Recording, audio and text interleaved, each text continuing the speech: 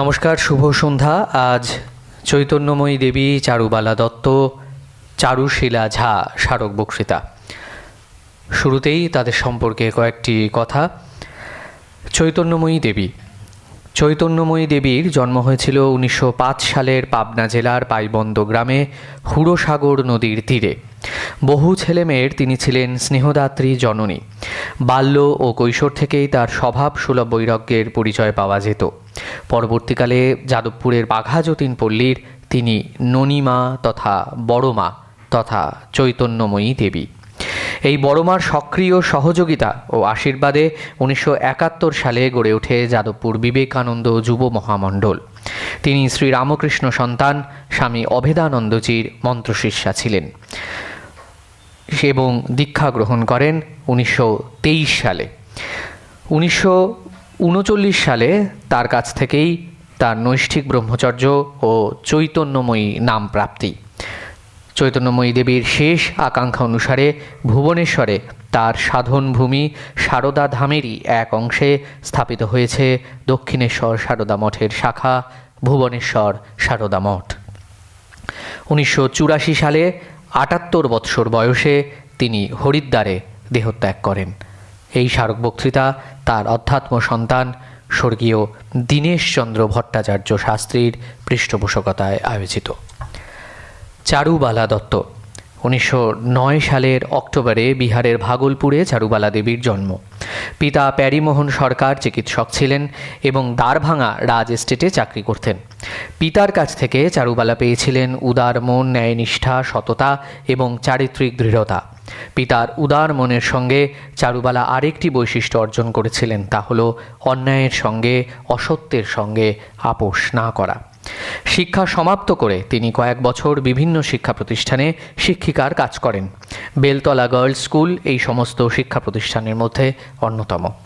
1938 সালে শ্রী সরস্বতী প্রেসের শ্রী মহেন্দ্রনাথ দত্তের সঙ্গে তার বিবাহ হয় এবং বিবাহের পরে চারুবালা একান্তভাবে সংসারেই আত্মনিয়োগ করেন।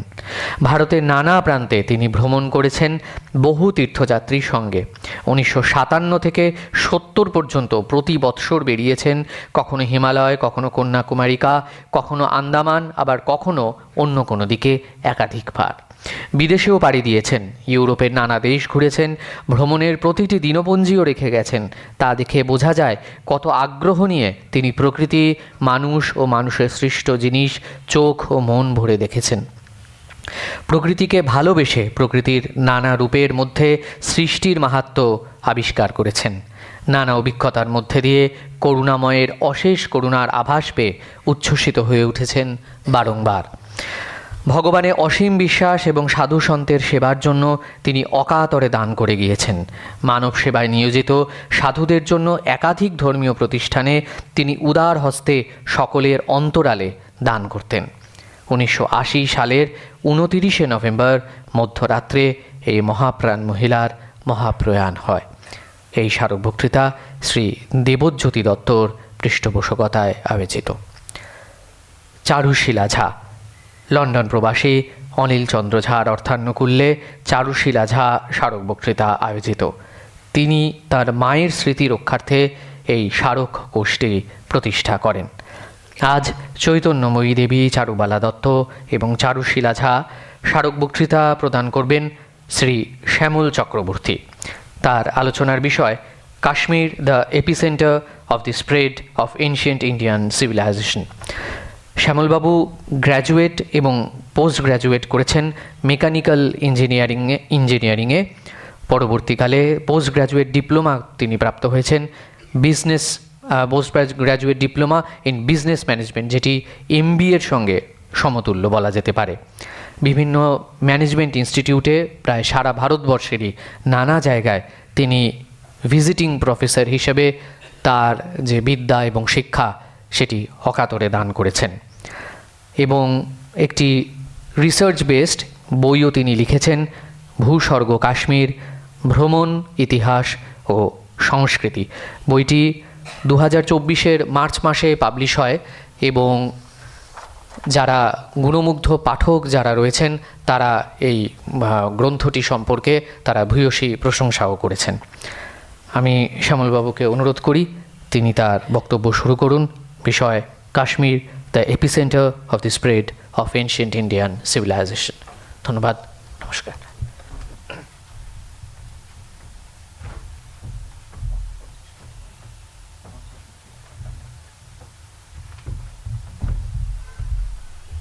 ধন্যবাদ সায়ক। নমস্কার।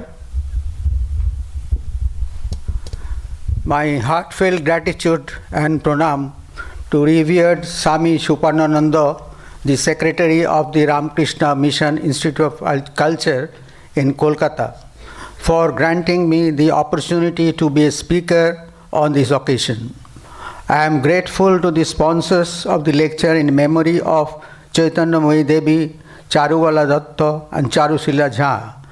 I extend my sincere thanks to Dr. Shyamal Chakraborty and Dr. Pavitra Pal Chaudhary of Vivekananda Science Center for their useful advice.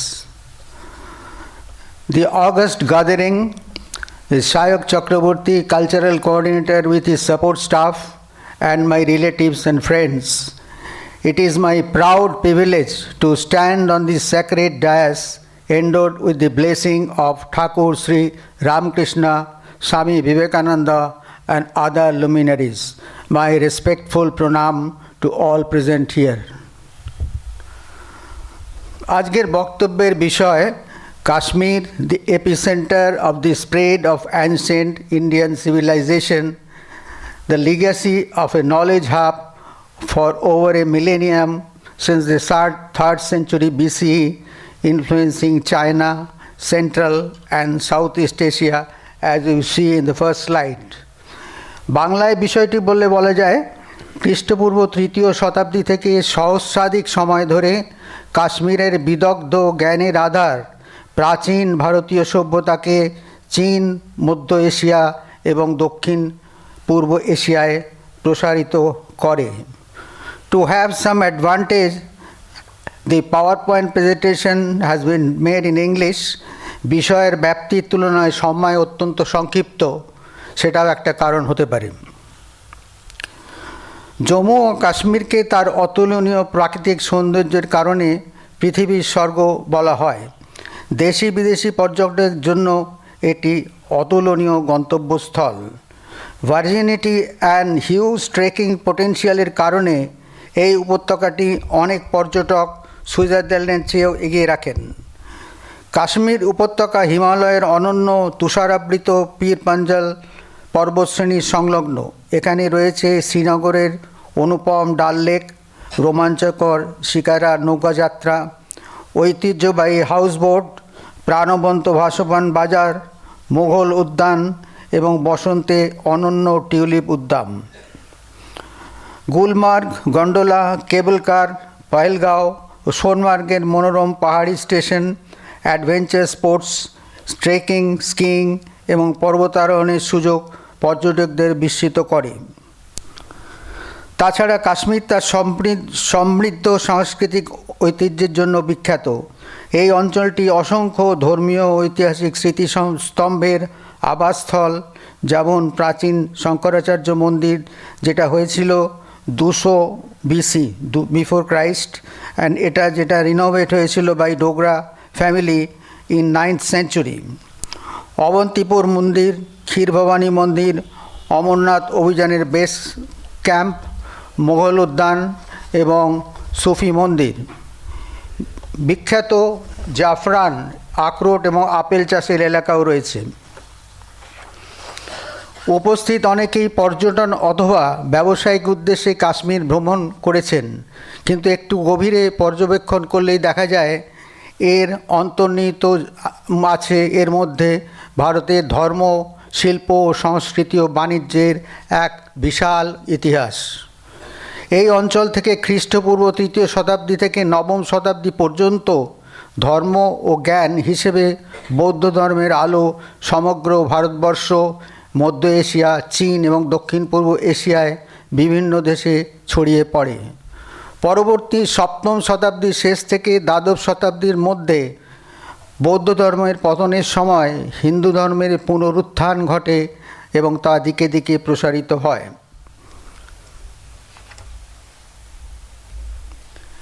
এবার আমার স্লাইড শোর অর্গানাইজেশনটা সম্বন্ধে একটু বলছি। প্রথমে আছে ফরওয়ার্ড, পরে map of Mauryan empire 260 BC, 260 before ক্রাইস্টে সম্রাট অশোকের যে মৌর্য এম্পায়ার ছিল তার ব্যাপ্তি এখানে দেখানো হয়েছে। Rise of Buddhism in Kashmir, Kashmir's emergence as a leading knowledge centre, next Kashmir as centre of Hindu culture during post-Buddhism period, next propagation of Buddhist center of knowledge to Southeast Asia, then Swami Vivekananda on Buddhism disclosure.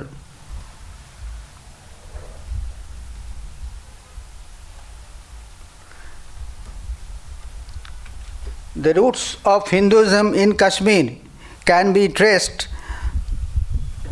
Eventually the slide is more beautiful than me, but please look at me, not the slides. The roots of Hinduism in Kashmir can be traced back to ancient times, when often referred to as the land of rishis, sages and saints. During the Vedic period, Kashmir was a center of learning and spirituality, attracting scholars and sages from various parts of India. Hinduism evolved from an older tradition known as Brahmanism, which itself was influenced by Vedic traditions. Buddhism emerged in 5th century BC as a reformist movement within the context of existing Vedic and Brahmanic religion, an early form of Hinduism, primarily as a reaction against social caste system and other orthodox practices. Siddhartha Gautama, the founder of Buddhism, was from a Hindu background and developed a distinct philosophy that rejected the authority of the Vedas and concept of a permanent soul, Atma, that is rejected, which is contrast to Hinduism. The name Kashmir derived from land of water and land of dryness. Ka means water and Smimira means wither. The Kashmir was originally a lake. Alternatively theory, the name comes from Vedic sage Kashyapa, who settled people on this land, an ancient name Kashyapamar or Kashyapapura. Srinagar, the capital of Kashmir, derived from Sanskrit word Sri means Lakshmi and Nagar means city. The historical events of early India are recorded in the book of Ras Tarangani, River of Kings, written by Kashmiri Brahman Kalana. Kalana is one of the famous this book, and it describes the flow of river. Not that doesn't mean river. This is flow of kings. That means different dynasties were in reign in Kashmir from Ashoka's time. By the 3rd century BCE, Buddhism was introduced but coexisted with the already established Hindu Vedic traditions. The city of Srinagar, modern Srinagar, was founded by Emperor Ashoka. The region's connection to Buddhism is evident in various archaeological sites and literary references. Harwan monastery ruins, which we have seen, it was a monastery, but it was devastated by the foreign invasions. Emperor Kanishka I, during 127 to 151 CE, was the greatest of the Kushan dynasty, conquered Kashmir and established the new city of Kanishkapur located in Barmula, Kashmir. He ruled over northern part of the Indian subcontinent. He significantly promoted Buddhism, especially Mahayana Buddhism, which I will explain later, fostering trade and cultural exchange along the Silk Road. The Silk Road was extended from India through China, and it was a major corridor for transaction of business. His reign saw the flourishing of Gandhara or Mathura art. He promoted syncretism, that is merging of intent of merging different religions, culture, and thoughts. That means the confluence of all these cultures he tried to mix and come out with newer ideas.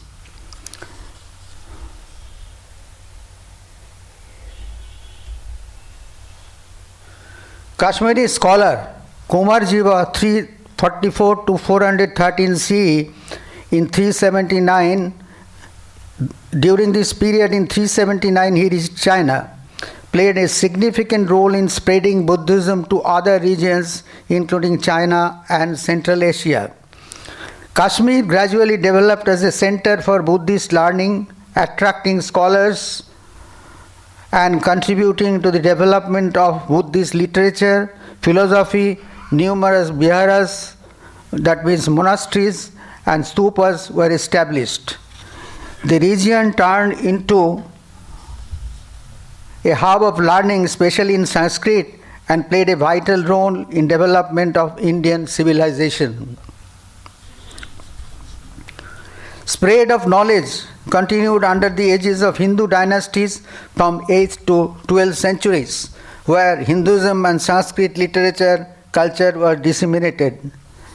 All these things I am only talking about Kashmir. Think of the region where all this development of culture and dissemination of civilization was taking place. Ashtadhyayi, the Sanskrit treatise on grammar, written in the 6th to 5th century BCE by the Indian grammarian Panini. The work set the linguistic standards of classical Sanskrit. It sums up in 4,000 sutras and the science of phonetics and grammar that had evolved in the Vedic region. Sanskrit was the classical literary language of the Indian Hindus, and Panini is considered as a founder of language and literature.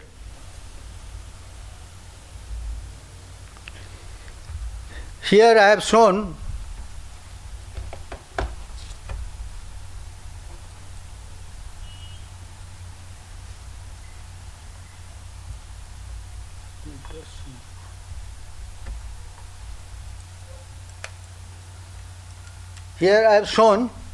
the extent of Ashoka's empire.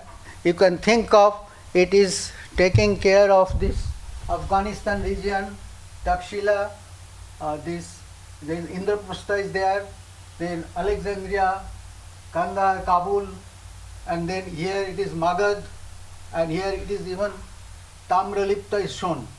So all these were entirely with Ashoka's reign, except the Kerala part, which was, I think, reigned by Choli kings.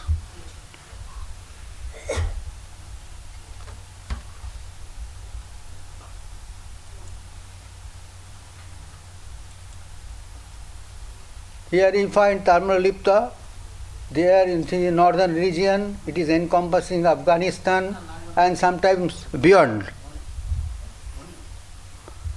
We are amazed to see this extent of empire in those days, that is 260 before Christ.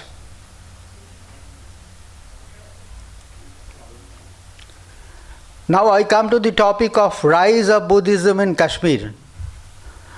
During the Maurya Empire of Ashoka,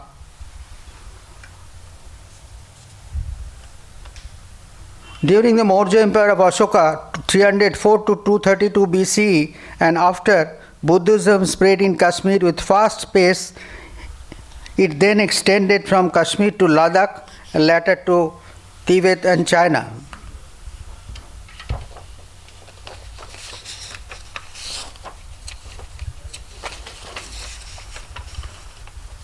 Buddhism was first propagated in Kashmir by Madhantik, a disciple of Buddhist scholar in Anand.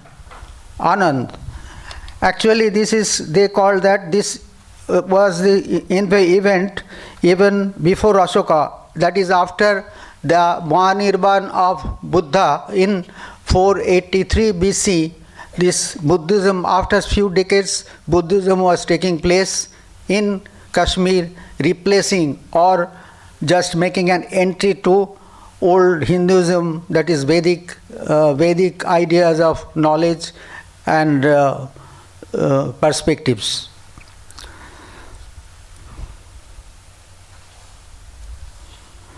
Then I talk about Sarvastivad was considered to be most prestigious philosophy of North India and had a Kashmir connection despite its origin in Mathura. Sarvastivad means everything. The theory of everything. According to Sarvastivad's logic, all dharmas, past, present and future, exist three times.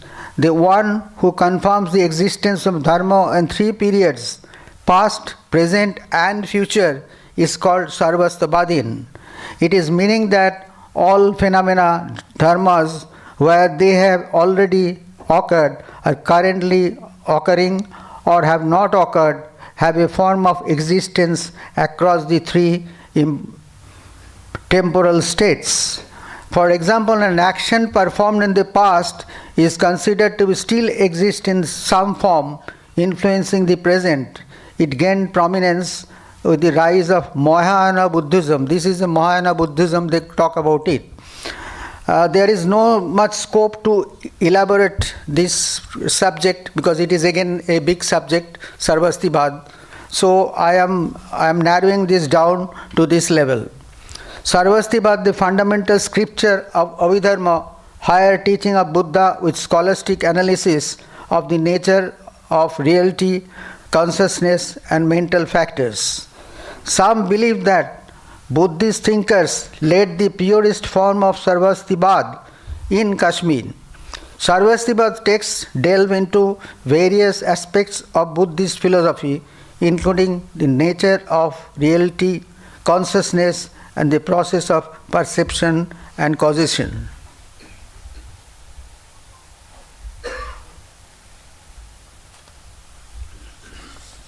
The massive Sarvastivad text was compiled during a major Buddhist council held in Kashmir during the reign of Kushan Emperor Kanishka II, 158 and 176 CE. Originally in Prakrit vernacular language, the texts were also rendered in Sanskrit, which became the main religious language for northern India. Actually, that point of time, rest of India was following Prakrit, or some major part of India was following Kashmir, Prakrit, but in Kashmir they have introduced Sanskrit as a language for religious art and other documentation.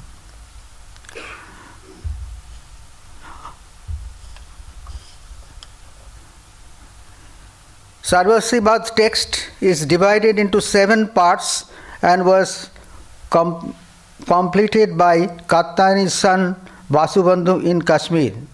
These 7 parts are: 1. Foundation of knowledge that deals with the structure of mind and consciousness. 2. Various dharmas, elements of reality, 75% types of categories in 5 groups. This I am not going to detail. Dharmas means here a type of activity, and that is divided into 75 types, and that they are calling are present, they are in the past, present and future. So this is different from that concept we have. Aggregation of dharmas and classifies the various types of mental and physical phenomena. Treatise of designation, the nature of language and concepts used in Buddhist thought. 6. The fundamental elements of reality, such as 5 aggregates: rupa, form, this number 2, feeling of sensation, 3, perception, mental formation by aggregation and creation of karma, and aggregate of consciousness.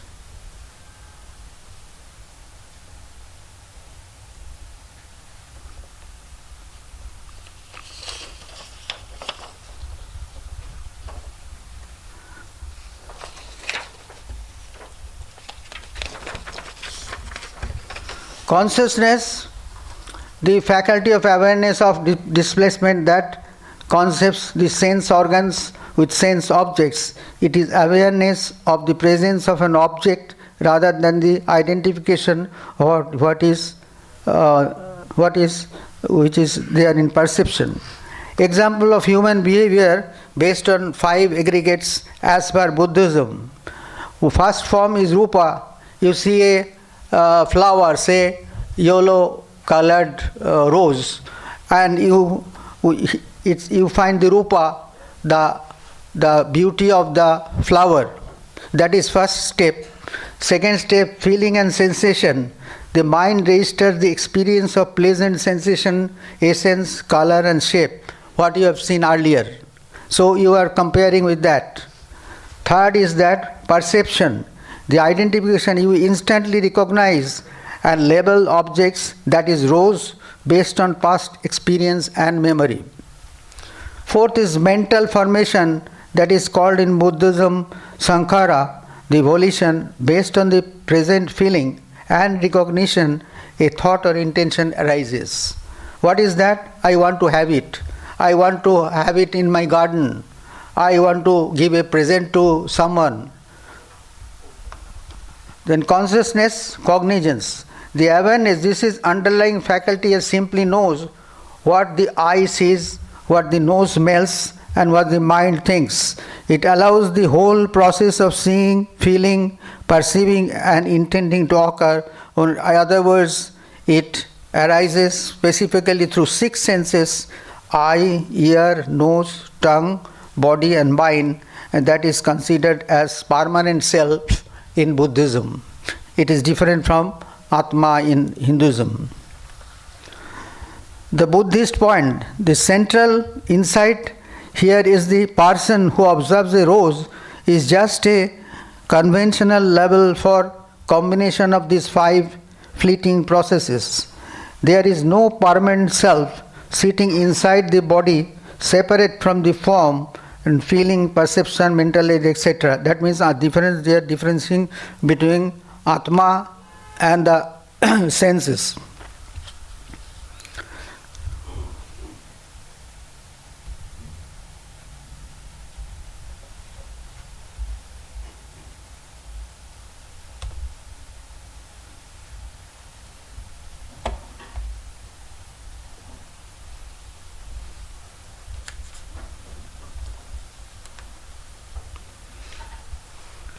Kashmir gained a special, my next topic is Kashmir's emergence as a leading knowledge center. Kashmir's emergence as a leading knowledge center, this is next point. Kashmir gained a special significance during the spread of Buddhism, whose influence extended beyond the country. Kashmir became the high school of Sanskrit learning. Scholars from all parts of India came to the valley and studied under the great teacher and wise man. The region created a unique history in literature, romance, fables and philosophy and folklore written in Sanskrit.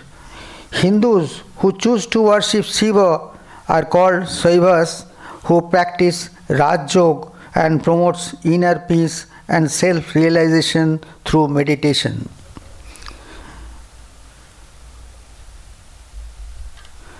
Kashmir, particularly the Ladakh region, boasts of a rich history of Buddhist monasteries that testify archaeological marvels and cultural hubs. When we visit Ladakh, we have found the Alchi Monastery at Leh, which is a UNESCO World Heritage Site, is famous for its beautiful architecture with murals and ancient frescoes dated back to 12th century.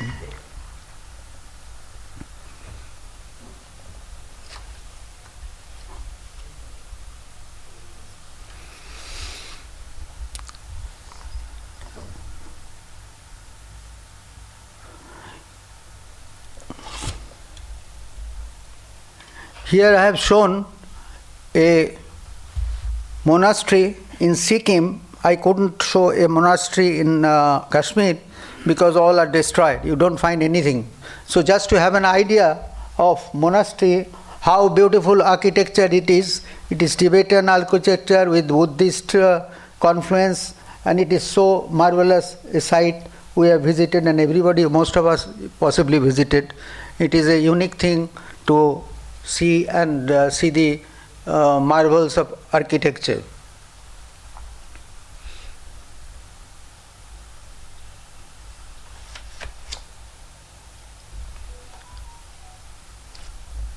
Sanskrit education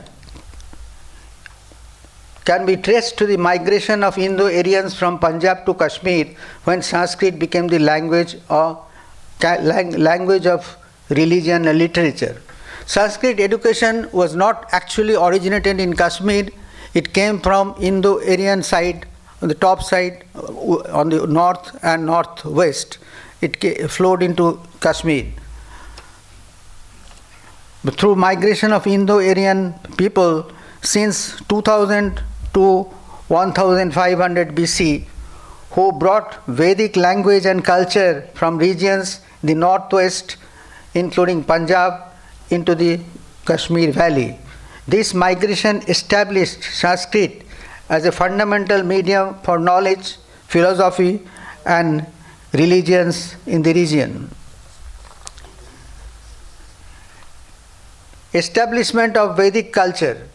These settlers brought with them Rig Vedic Sanskrit language and associated cultural practices which took root in the region, forming the foundation of later intellectual traditions. When Buddhism spread during Ashoka's reign, the text and literature of the new religion were written in Sanskrit. In contrast, other part of country, they were written in Prakrit, I have already said. With development of Buddhist literature as a whole, the Mahayana written in Sanskrit gave direction to Buddhist tradition, texts, philosophy and practices.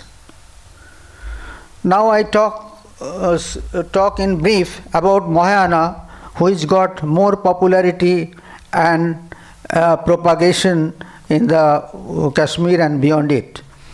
Mahayana, a concept of 2nd century CE, it refers to great vehicles. They call it great vehicles. It's a bigger participation, bigger things.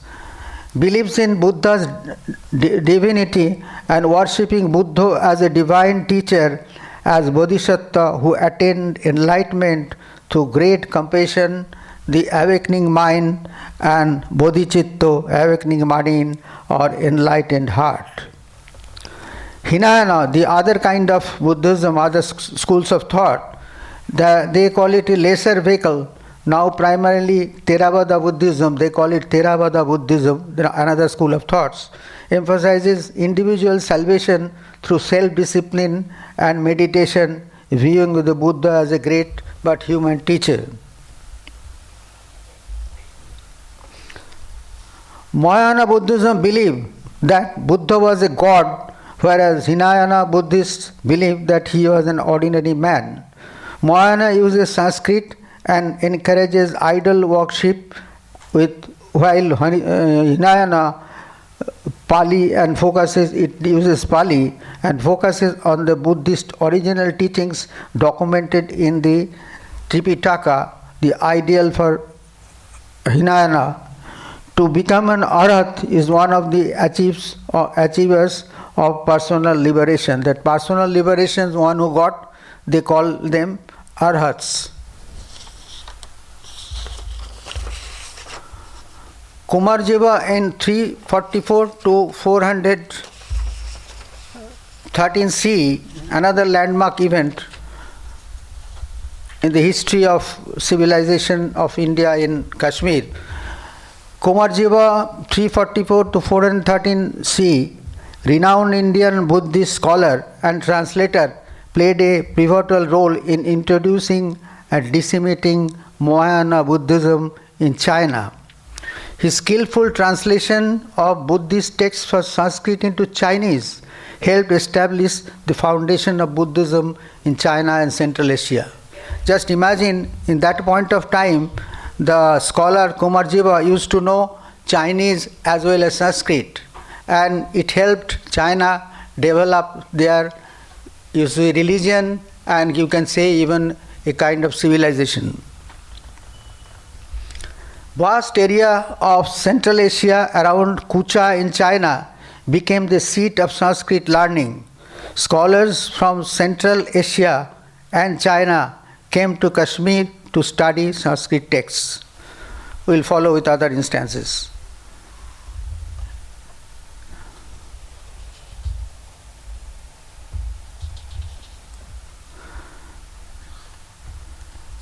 King Kanishka, 127 to 151 CE of Kushan dynasty, conquered Kashmir and established the new city of Kanishkapur, located in Baramulla, Kashmir.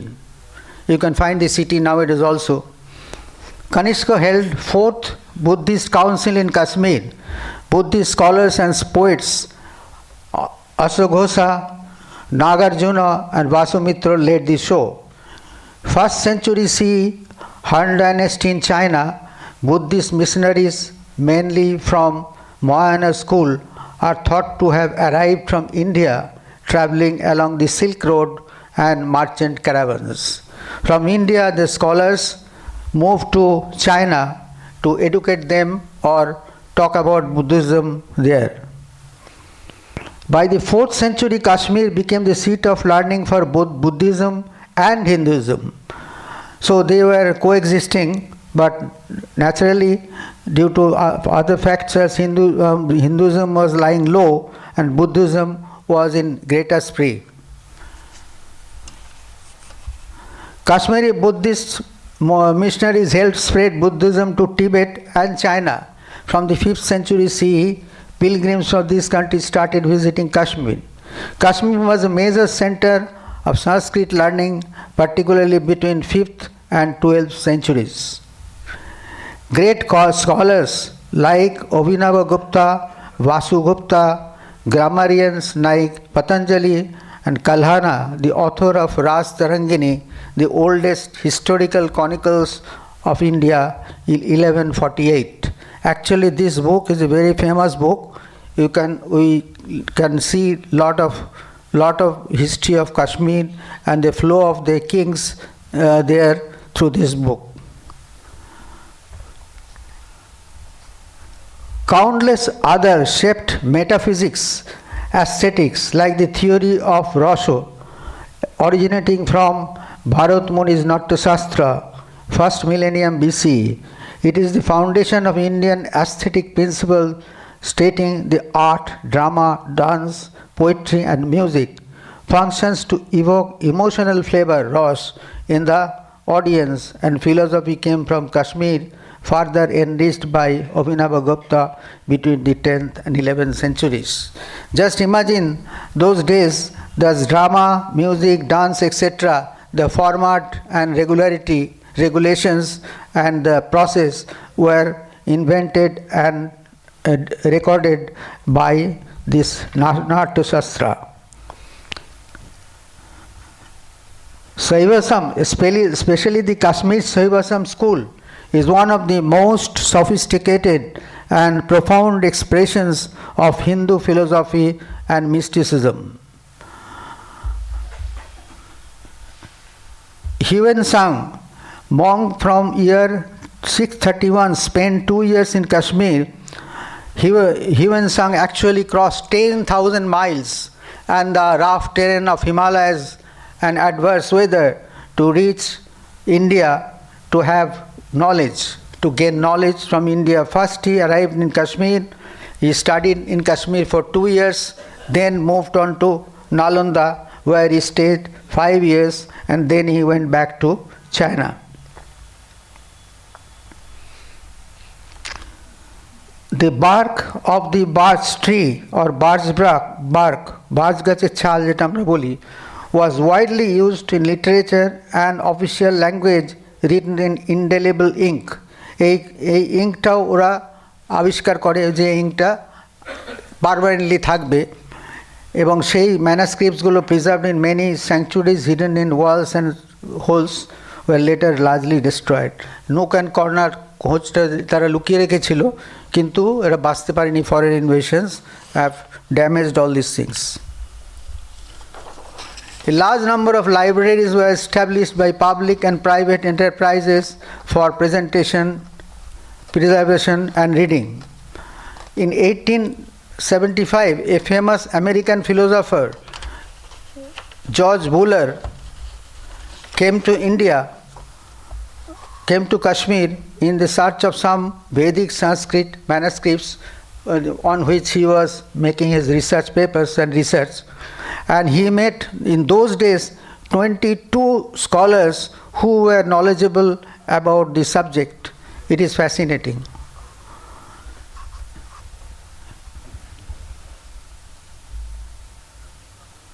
All is audible, is clearly understandable. Okay. Thank you.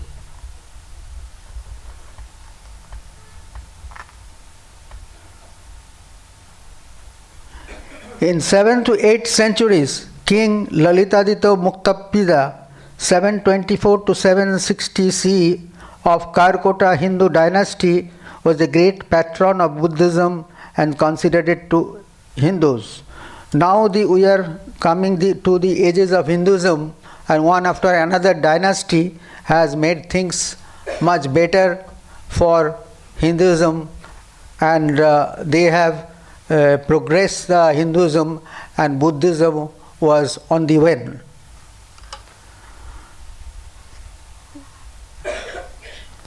Lohara dynasty tried to revive Buddhism in Kashmir, but they failed.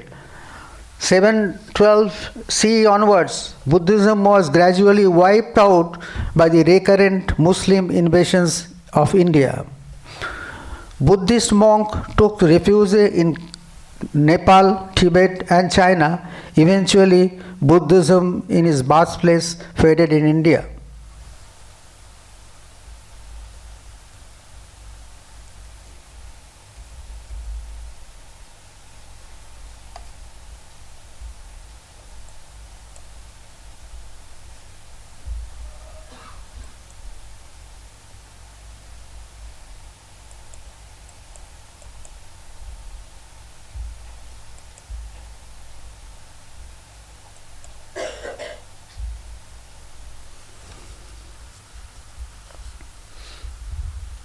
Buddhism had an influence in Kashmir for almost a millennium. Even today, one can find remains of Buddhist influence in Kashmir. Example remnants: Jolara Vihar in Sapur, Barmula, in Anantnag districts, Badgaon, Ratnipura, Parihaspura, Raithan, and Harwan and Ahen. Harwan, this devastated site we have seen. That's shown to tourists. With decline of Buddhism in India, there was resurgence of Hinduism in the expense of Buddhism.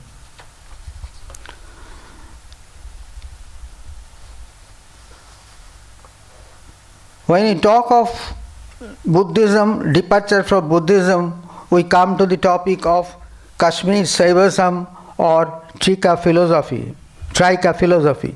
Prominent Hindu philosophers and Shaiva scholars like Abhinava Gupta, 975 to 1025, and Utpal Deva originated idealistic school of Shaivism in the Kashmir and enriched Hindu culture between 8th and 12th centuries.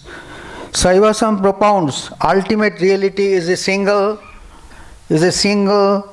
universal consciousness, Shiva. Shiva is the ultimate, which manifests the entire universe through its dynamic power of Shakti. Kashmiri Pandits played a vital role in preserving and propagating Hindu traditions, torchbearers of knowledge, contributing to fields like philosophy, literature, music, and arts.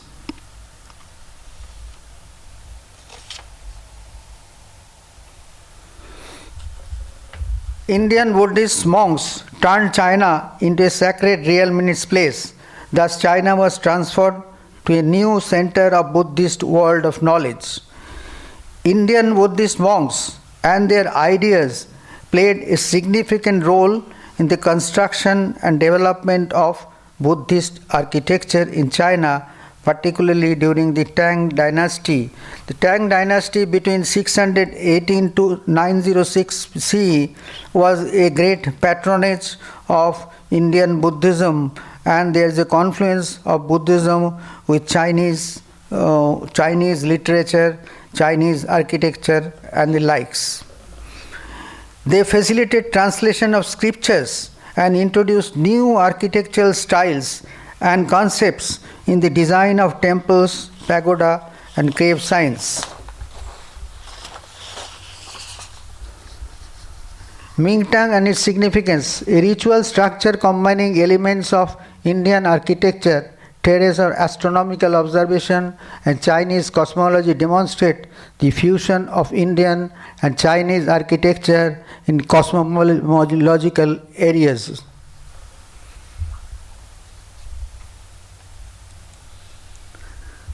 Here I am showing one.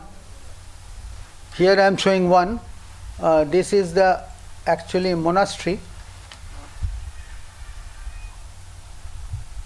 This is the monastery. You see, Atchala ke bole monastery, and I have shown a monastery in Sikkim. That is only monastery for Buddhism, prayer, etc. And this is a cosmological terrace. At different levels, they used to observe the celestial objects and cosmology. It was a subject developing at that point of time.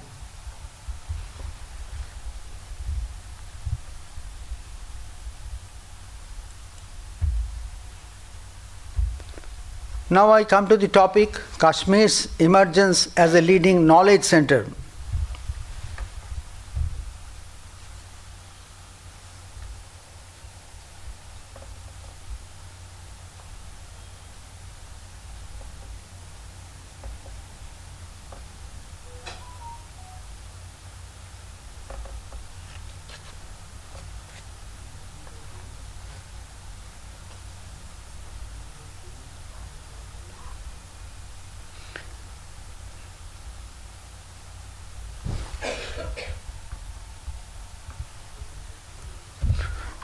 Indian Renaissance owned the heart of China and the courts of China. Sanskrit poetries were allured, and Indo-China blend of paintings, idols, and customs were finding confluence. Gautam Siddha, an Indian astronomer, and his lineage who settled in China during Tang dynasty, contributed significantly to Chinese astronomy and calendar making during 665 to 698 CE. Kashmir as a center of culture during post-Buddhism period. This topic is Kashmir as center of Hindu culture during post-Buddhism period. In the 7th century marked a significant turning point in the religious and political history of Kashmir, often characterized as a period of resurgence for Hinduism, especially Shaivism and Vaishnavism, following a long era dominated by Buddhism. Buddhism is fading out and Hinduism is reappearing with a new glory. This period saw establishment of Karkota dynasty. During Karkota dynasty 625 to 855 CE, Kashmir Valley with the broader region was turning out to be a center of political expansion, economic prosperity, and culture and scholarship. Later, between 9th and 12th centuries, Kashmir emerged with prominence as a center of Hindu culture.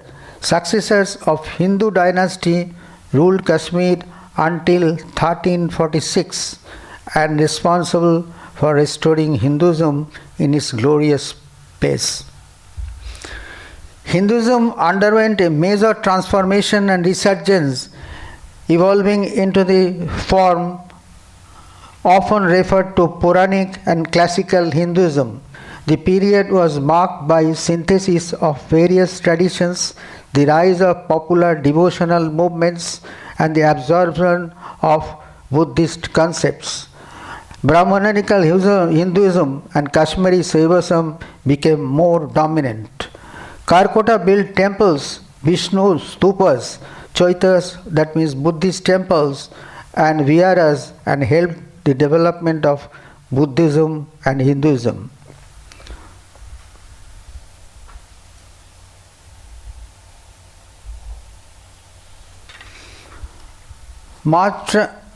Martrand Sun Temple in Anantnag district, built by Lalitaditya in 760 CE, the oldest sun temple in India at that time. It was destroyed by Muslim rulers. Then came Utpala dynasty, founded by Avanti Barman in 855 to 883 CE to end Karkota dynasty. Famous Avanti Swami temple complex at Avantipura were built in 9th century by King Avanti Barman and located in Anantnag districts 30 km from Srinagar on the banks of river Jhelum, Vitasta, and it is devoted to Lord Vishnu. Remnants can be seen now as retrieved by ASI Archaeological Survey of India, now who is maintaining the temple. I think all who have visited in Kashmir have seen the Avantipura remains there.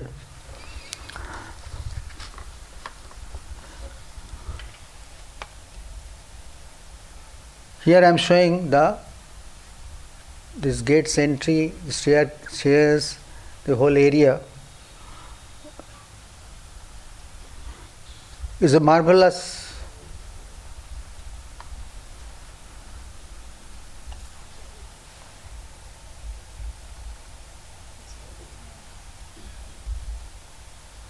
sculpture, architectural lecture sculpture of Avantipura temple. The complex was built in a spacious oblong courtyard enclosed by a row of pillars and featured central shrine and 4 subsidiary shrines at each corner.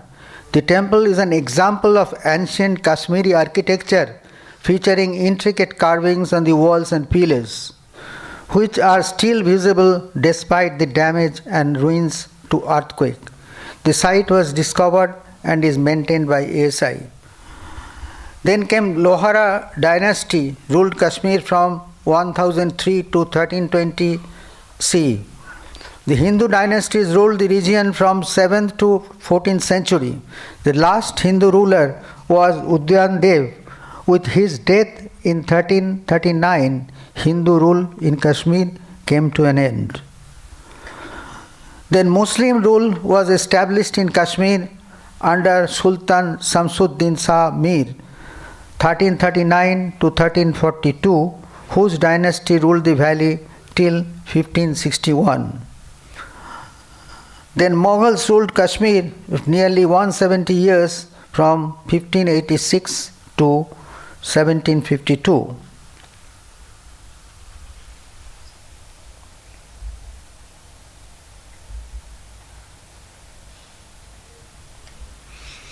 Then I come to the part where we describe in brief propagation of Buddhist center of knowledge to Southeast Asia. Indian Ocean trade, actually this from early centuries of sea, a robust maritime trade network connected India, Sri Lanka and Southeast Asia. It helped spread of Buddhist philosophy and knowledge. In 5th century, Kashmiri monk and scholar Gunavardhana travelled by sea first to Sri Lanka and then to Java. Born into a Kashmiri royal family around 367 CE, Gunavardhana renounced the opportunity to become a king to pursue monastic life. He undertook a journey to Sri Lanka, a major maritime hub for Buddhism, and then to Indonesia. Upon arriving Java around 423 CE, Gunavardhana successfully converted the Queen Mother, the royal family, and much of this population followed, established Buddhism as a significant religion and center of knowledge in the island. Java's rise as a Buddhist center Java flourished as a Buddhist center. King Shailandra of Shailandra dynasty there during 8th and 9th century constructed colossal Borobudur temple. One who has visited this Jogo Jakarta and Borobudur temple will be amazed by seeing the type of architecture and sculpture there. It is later declared as a UNESCO heritage site. The structure is shaped like a giant mandala symbolizing the universe in Buddhism cosmology, made from over 2 million volcanic stones. আগ্নেয়গিরি থেকে যেসব অগ্নুৎপাত হয়েছে সেগুলোকে ব্রিকে convert করে এটা বানানো হয়েছিল মন্দিরটা। is featured 9 stacked platform, নটা লেভেল আছে, 6 square and 3 circular, 6টা স্কোয়ার টাইপের and 3টে circular, topped by a grand central stupa. It is the world's largest Buddhist temple.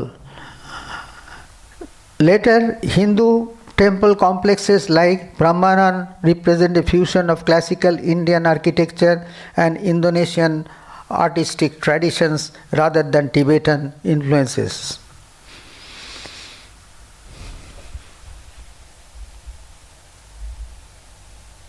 Here I have shown the Borobudur temple. The screen is small, that is what you can see this architecture other. Here it is Bodhisattva and other life of Buddha is shown here. Okay, and it contained 504 Buddha statues, each seated in a meditative pose, and 2,672 relief panels depicting the life of Buddha. Mandala representing the cosmos and pilgrimage site. The crowning central stupa is the ultimate goal, symbolizing nirvana, and the last stupa is kept void. That means at the end of the, you see, nirvana, after reaching nirvana, all is empty, like zero or universe, shunno.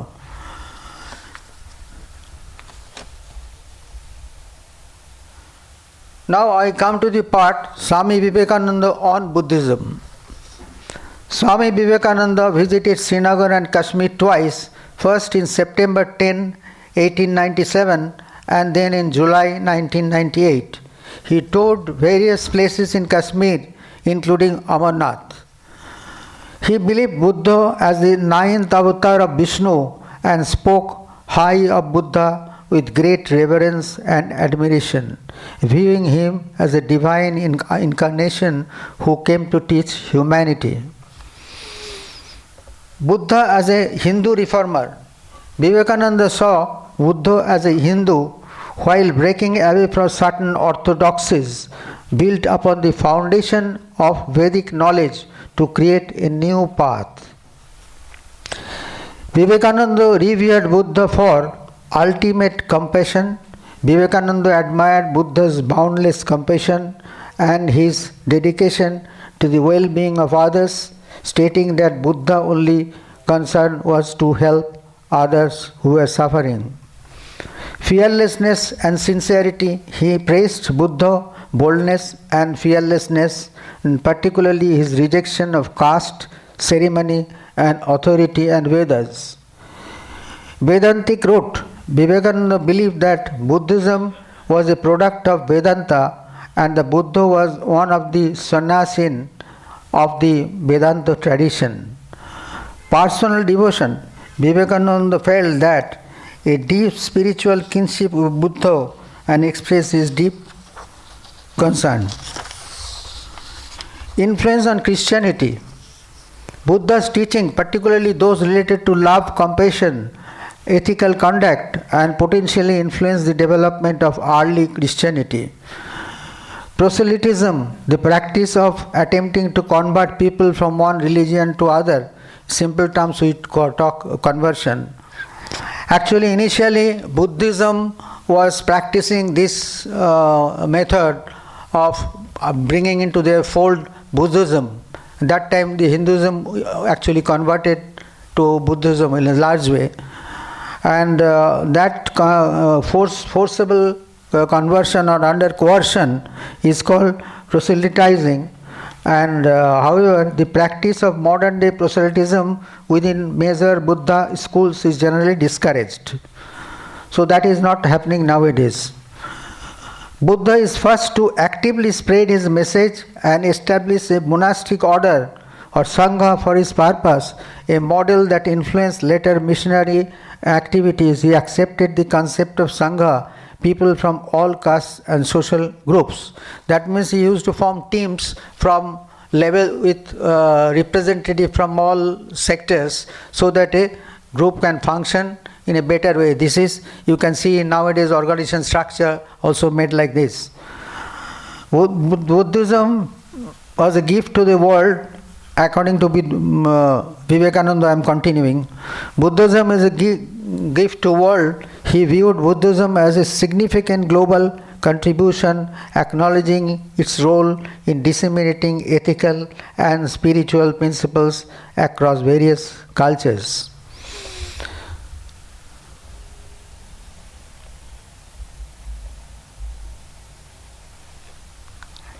Vivekananda's critique on Buddhism, the concept of no soul,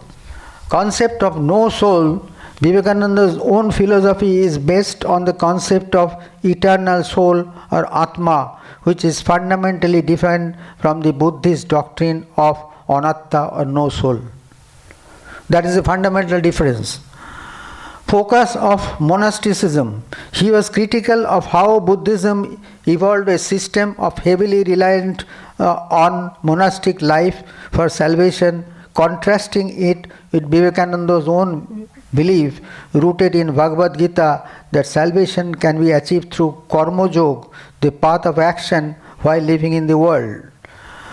ওনার কতগুলো বিখ্যাত উক্তির মধ্যে আছে, তোমরা গীতা অপেক্ষা football খেলার মাধ্যমে স্বর্গের আরও নিকটবর্তী হবে। Swami Vivekananda strongly advocate that excelling in workplace when done with right and selfless attitude is a direct path to reaching God.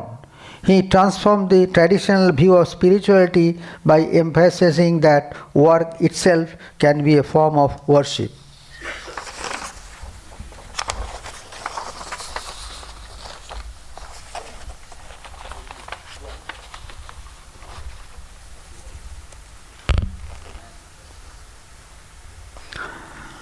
Buddhism as an important philosophy, but that one is ultimately incomplete without the metaphysical concepts of Hinduism. Again, it's a difficult area. I'm just touching about metaphysical concepts of Hinduism that is there in Hinduism, which is a you see hallmark of Buddhism.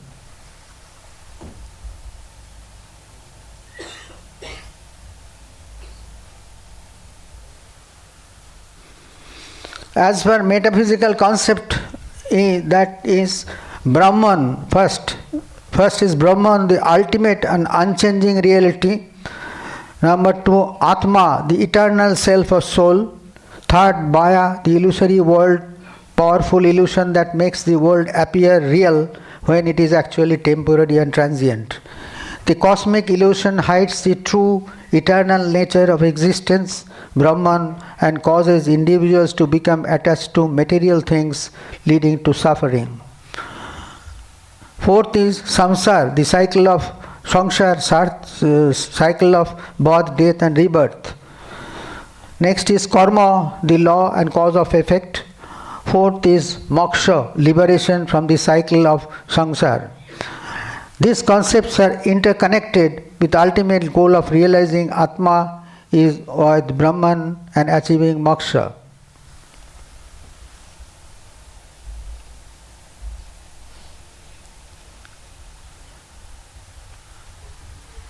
I have come to the end of this my topic, end of my speech. Lastly, I disclose I with a little knowledge and have ventured in a most difficult area in presenting the piece here to the august gathering. Not being a historian, archaeologist or theologian, and being with a humble background as stated by Shayak, I could only touch a point, the tip of iceberg. So my sincere apology for any slips or glitches in the presentation. Thank you all for patient hearing. If I can only take few questions within the domain of my lecture, please do not go beyond the domain of the lecture. And if you can enrich something extra to this, it will be a gift for me. So if you like, you can come up with your point.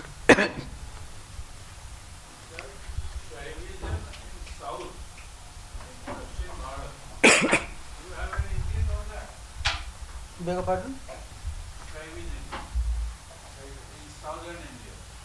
I did not talk about southern India.